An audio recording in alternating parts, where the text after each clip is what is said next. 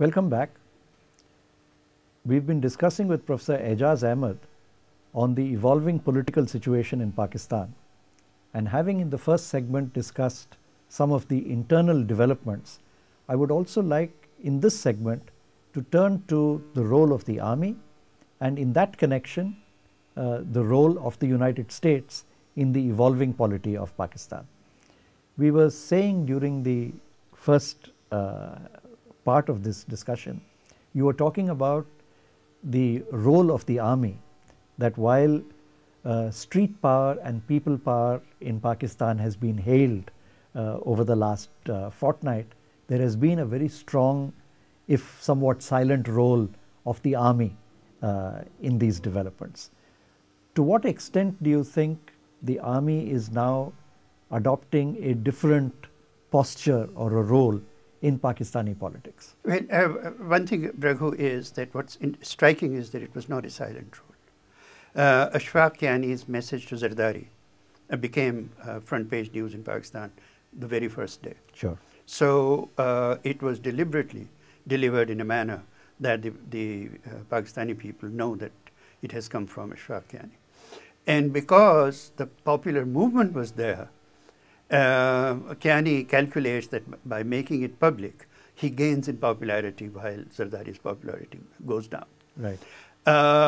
What the army also is saying is that we are back to the barracks, but we are the guarantors of stability in Pakistan.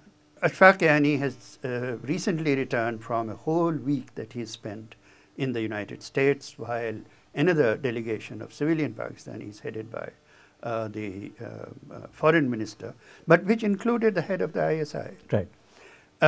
was also there during that same week on invitation by the State Department. So while Kiani was with the Pentagon, they were in the State Department and so on. So they have come back with some very comprehensive policies. Right. What they are, we don't know, but a much closer coordination with the United States. So here also in this event, you saw this coordination where Hillary Clinton again very publicly says that if stability is not restored, all our aid will be cut off, and Kiani gives the warning. So that's also Right. an indication. In the past also, the army has, of course, as we know, played a very prominent role. But as you suggested, this time their role has been strong and not so silent. They have made known their status as a major stakeholder in the Pakistani polity, a guarantor, if you like. Do we see in the years to come a somewhat more formal recognition of the role of the Pakistani army in the polity of Pakistan, either following the Indonesian model, if you like, where the army has a third of seats in the legislature and therefore are formally a part of state structures? Till now, the army has been the behind the scenes guarantor. Are we now seeing the army emerging out of the shadows and into a more formal position? Well, I think it would be more like the Turkish model, which very many Pakistanis actually greatly admire. Right. Where in the normal course of events, the army stays out of political structures. But when things go truly out of hand, the army steps in and even takes over. Quite. That is the model that is usually recommended in Pakistan. I don't think the army generals or captains or whatever, I don't think they're interested in sitting in parliament. They're interested in making money. The Pakistan army is by far the biggest corporate Sure. entity in the economy of Pakistan. Sure. That is the kind of power they want. They want those powers, they want control from behind the scenes through intelligence services and so on and so forth. But the role is going to be of that kind. The previous Bush administration in the US was often accused of having a Musharraf policy rather than a Pakistan policy.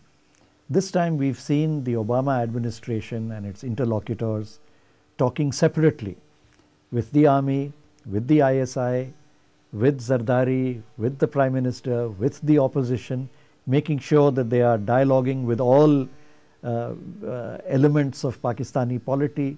We have seen overt roles played by the Secretary of State, of course, but also by Richard Holbrooke, the special envoy, by Ann Patterson, the US ambassador in Pakistan. We've seen a very overt US role in Pakistan this time, spreading across the different branches of Pakistani polity. Do you see this as a harbinger of a much more overt involvement of the US in Pakistani affairs in the years to come? You see, Raghu, what I think is that the only thing that has changed is that a special envoy, Holbrooke, has been appointed for managing the affairs in Pakistan and Afghanistan.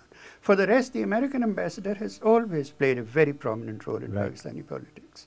The very high officials, US officials, come in and out of Pakistan every couple of weeks, both military and civilian, and make loud speeches telling the Pakistanis what to do. In that sense, that is not where I see the change. The real change is, and a very fundamental one, is that there is now a very strong opinion in the State Department. I don't believe it is the dominant position, and I don't believe it is shared by the Pentagon. But there's a very strong opinion in the State Department that the only real solution to the Afghan-Pakistan situation is to come to terms with the Taliban, give them control over some 13 provinces or something, give them a role in the next government in Kabul, and get them from them an undertaking, guaranteed undertaking, that the Al-Qaeda will not have any presence in Afghanistan. While you concentrate on Pakistan, and through both military and civilian means, but including very much the military means, you try and concentrate on that. So, in fact, this opinion, as against Petraeus and so on, actually wants to concentrate militarily on Pakistan. Right. And in order to achieve this, you think the Americans will need to have a much larger footprint in Pakistan than they have been doing so far. Absolutely. I don't like this very polite word called footprint. It's a very, very savage, it's a very savage and brutal presence that they want. In fact, there are people sitting there in Pentagon who want to bomb not Balochistan in general, but Quetta itself. And if you want full Islamization of Pakistan, that's what you do. Right.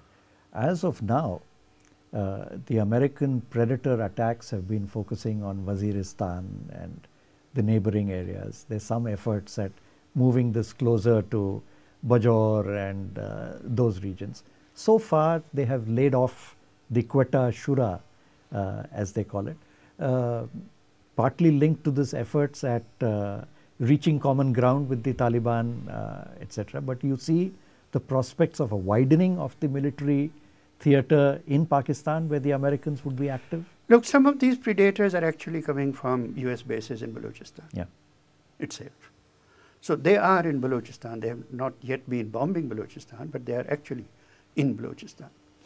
And the problem with the Shura is precisely that so far as intelligence services of the United States have told us, they are in Quetta. Right. Now, how do you bomb a major Pakistani city without a national uprising? And that is why William Gates has immediately said, no, there's no plan to use predators in Balochistan.